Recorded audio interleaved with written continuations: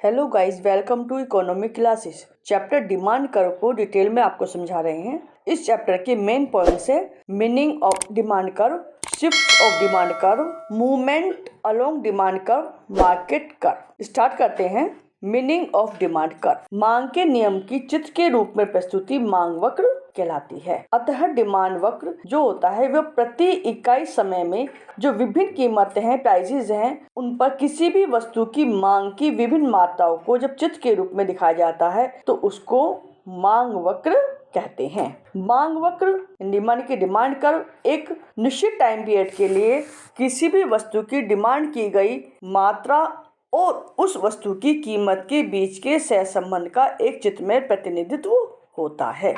अब आता है मूवमेंट अलोंग डिमांड कर्व, मांग वक्र के साथ आंदोलन। मांग वक्र के साथ आंदोलन परिवर्तन की दिशा को बताता है। यह एक पॉइंट से दूसरे पॉइंट पर डिमांड की गई मात्रा और उसके प्राइस दोनों में चेंजेस को बताता है। डिमांड कर्व के साथ जो मूवमेंट होता है वह दोनों फैक्टर्स में चेंजेस को बताता है, यानी वस्तु की प्राइसेस यानी कीमत और वस्तु की मांग मात्रा दोनों में परिवर्तन हो रहे होते हैं। किसी भी वस्तु के प्राइस में जो चेंजेस आए उनके होने के कारण, वो परिवर्तन होने के कारण जब वस्तु की मांग की गई मात्रा में भी परिवर्तन होता है तो वस्तु की मांग में विस्तार और संकुचन दोनों परिवर्तन देखे जाते हैं, यानी कि एक्सटेंशन ऑफ डिमांड और कॉन्ट्रैक्शन ऑफ डिमांड दोनों देखे जाते हैं।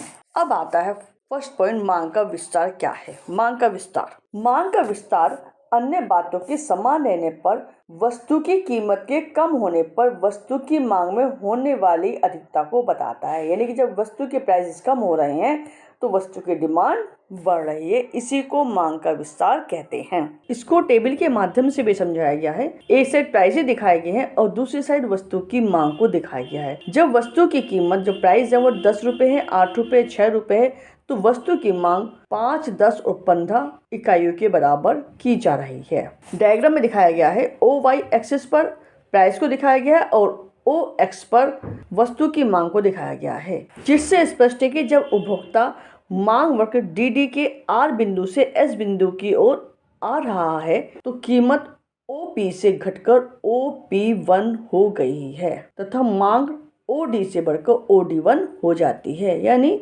जब कीमत घट रही है तो वस्तु की मांग ज्यादा की जा रही है। इसी को मांग का विस्तार कहते हैं। अब आता है मांग का संकुचन। अन्य बातों के समान रहने पर वस्तु की कीमत के ज्यादा होने पर वस्तु की मांग में होने वाली कमी को ही मांग का संकुचन कहते हैं। टेबल में दिखाया गया है, एक साइड प्राइस दिखाए गए हैं और एक साइड वस्तु की डिमांड को दिखाया गया है। जब वस्तु के प्राइसेस बढ़ रहे हैं, 2 रुपए हैं, 4, 6, तो वस्तु की जो मांग जो 2 रुपए पर 25 यूनिट की जा रही थी, अब वही मांग धीरे धीरे कम हो रही है क्योंकि एक साइड वस्तु के प्राइसेस बढ़ रहे हैं। डायग्राम में बताया गया है OY एक्सिस पर प्राइस को और OX पर डिमांड को दिखाया गया है। जैसे जैसे प्राइस बढ़ रहे हैं वैसे वैसे डिमांड कम होती जा रही है।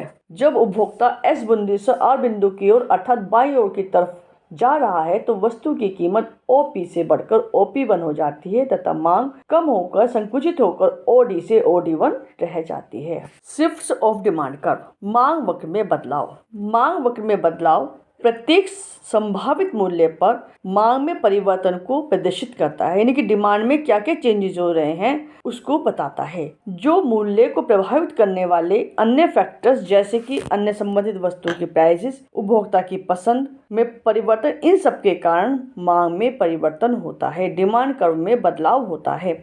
जब भी डिमांड कर्व में कोई भी बदलाव होता है तो संतुलन बिंदु में भी बदलाव होता है, उसमें भी चेंजेस आते हैं। इस प्रकार हमें मांग में होने वाले परिवर्तन केवल कीमत में परिवर्तन के कारण ही नहीं होते हैं, बल्कि ये जो परिवर्तन है, ये जो चेंजेस हैं, वो अन्य परिवर्तनों के कारण भी, अन्य तत्वों में चेंजेस के आने के कारण भी होते हैं।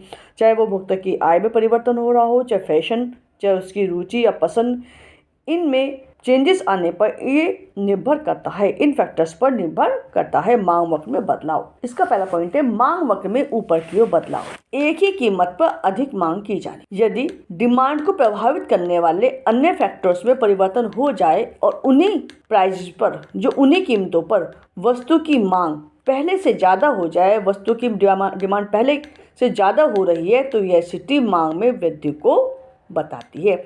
यदि जैसे कि एक उपभोक्ता की यदि इनकम बढ़ जाती है, इसका सोर्सेज ऑफ इनकम बढ़ जाते हैं, तो वह पहले वाले प्राइसेस पर वस्तु की अधिक मात्रा खरीद सकता है। यानी कि जो कीमत उसके लिए ज़्यादा थी पहले, अब उससे ज़्यादा कीमत पर भी वह वस्तु की ज़्यादा डिमांड कर सकता है। टेबल में दिखाया गया है, जब प्राइजेज 10 रुपये हैं तो डिमांड 5 यूनिट्स है, और जब प्राइजेज 10 रुपये हैं वही प्राइजेज उन्हीं प्राइजेस पर अब डिमांड बढ़ के 15 यूनिट हो गई है।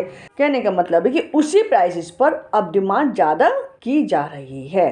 डायग्राम में भी दिखाया गया है कि ओ वाई एक्सिस पर प्राइस को दिखाया गया और ओ एक्स पर डिमांड को दिखाया गया है। सेकंड है इसमें अधिक कीमत पर समान मांग, यानी कि ज़्यादा प्राइसेस होने पर समान मांग का होना, क्योंकि लोगों की इनकम बढ़ रही है, फैशन बढ़ रहा है, रुचि पसंद, उन सब के चेंजेस आने की वजह से, इन सब फैक्टर्स में परिवर्तन की वजह से मांग भी समान रहती है या मांग में वृद्धि को इस पे दिखाया गया है। प्राइसेस दिखाए गए हैं एक साइड टेबल में और दूसरी साइड डिमांड को दिखाया गया है। जो प्राइसेस है वो 15 रुपए है, 20 रुपए है, और जो डिमांड है टेबल में दिखाई गई वो 5 रुपए है और 5 रुपए। यानी कि जब प्राइस किसी वस्तु के 15 रुपए तब भी उसकी मांग 5 यूनिट की जा रही है, और जब प्राइस बढ़कर 20 हो गए हैं तो भी उसकी डिमांड 5 यूनिट ही की जा रही है। इसको डायग्राम में दिखाया गया है। ओ वाई एक्सिस पर वही प्राइस को और ओ एक्स पर आपको डिमांड को दिखाया गया है। अब आता है मांग में वृद्धि होने के लिए कौन कौन से कारण उत्तरदायी होते हैं, कौन कौन कारणों की वजह से मांग में वृद्धि हो रही होती है।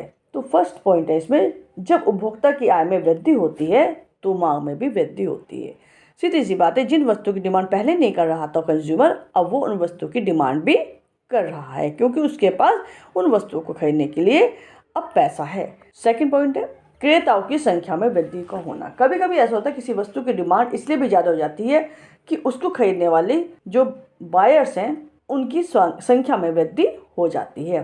थर्ड पॉइंट है फैशन में परिवर्तन। हर व्यक्ति अपने को अच्छा दिखाना चाहता है, तो जब फैशन आता है उसमें जो परिवर्तन होता है उसकी वजह से भी लोगों की डिमांड में परिवर्तन आ जाते हैं और उस वस्तु की डिमांड ज़्यादा करने लगते हैं। उपभोक्ता की रुचि में परिवर्तन, टेस्ट में परिवर्तन होने की वजह से भी वस्तु की मांग में वृद्धि होती है। नेक्स्ट पॉइंट है जब पूरक वस्तु की कीमत में कमी होती है। पूरक वस्तु यानी कि कॉम्प्लीमेंट्री गुड, जो उस वस्तु के साथ यूज की जा रही है, जब उस वस्तु की कीमत कम होती है तो उसकी डिमांड में भी वृद्धि होती है। सपोज कीजिए यदि पेट्रोल डीजल की कीमत थोड़े कम हो जाए तो व्हीकल की जो डिमांड है वो बढ़ जाएगी। नेक्स्ट है इसमें जब प्रतिस्थापन वस्तु की कीमत में वृद्धि होती है, यानी कि जो उस वस्तु के स्थान पर वस्तु यूज कर सकते हैं, सब्स्टिट्यूट गुड जो होता है, यदि उस वस्तु की कीमत में वृद्धि हो रही है तो अब उसकी जगह हम दूसरी वस्तु का यूज करेंगे और उस वस्तु की डिमांड बढ़ जाएगी। कभी कभी ऐसा होता है कि भविष्य में किसी भी वस्तु के प्राइस बढ़ने की संभावना होती है तो लोग उस वस्तु को इकट्ठा करना शुरू कर देते हैं, उसकी डिमांड करना शुरू कर देते हैं। तो ये सारे कारण हैं जिनकी वजह से मांग में वृद्धि होती है, किसी भी वस्तु की डिमांड में वृद्धि होती है। अब आता है मांग वक्र में नीचे की ओर बदलाव का होना। जब वस्तु की प्राइस के अलावा उस वस्तु की मांग को प्रभावित करने वाले अन्य फैक्टर्स में परिवर्तन होने के कारण वस्तु की मांग पहले की अपेक्षा कम हो जाती है, तो यह स्थिति मांग में कमी की होगी। कि मांग कम क्यों हो रही है, ये सब कारण क्यों हो रहे हैं। फर्स्ट पॉइंट है इसमें समान कीमत होने पर वस्तु की मांग का कम होना। वस्तु की कीमत वही है लेकिन उसकी मांग उस पर कम हो रही है। टेबल में दिखाया गया है जब प्राइस वस्तु के 10 रुपये हैं दोनों ही बार, तो पहली बार 10 रुपये होने पर वस्तु की डिमांड 10 यूनिट्स के बराबर और दूसरी बार भी 10 रुपये होने पर डिमांड 10 यूनिट से कम होकर 5 यूनिट्स ही रह गई है। इसको डायग्राम में भी दिखाया गया है। प्राइस वही 10 यूनिट से और उसमें जो डिमांड है वो पहली बार 10 यूनिट से और अब कम होकर 5 यूनिट्स हो गई है, यानी कि मांग में कमी हो गई है। दूसरा पॉइंट है कम कीमत पर समान मांग होना, यानी कि प्राइस की कम होने के बाद भी वस्तु की डिमांड का उतना ही रहना, वस्तु की डिमांड का बढ़ना नहीं। मतलब प्राइसेस कम हो गए लेकिन वस्तु की डिमांड सेम है। टेबल में दिखाया गया है जब प्राइसेस 10 रुपये से घटकर 5 रुपये हो गए हैं तो वस्तु की डिमांड पहले भी 10 यूनिट्स की जा रही थी और अब भी 10 यूनिट्स ही की जा रही है। डायग्राम में भी दिखाया गया है ओ वाई पर प्राइसेस को और ओ एक्स पर डिमांड को दिखाया गया है।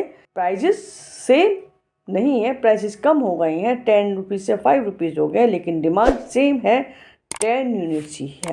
मांग में कमी होने के क्या कारण होते हैं? मांग में कमी होने के कई कारण होते हैं।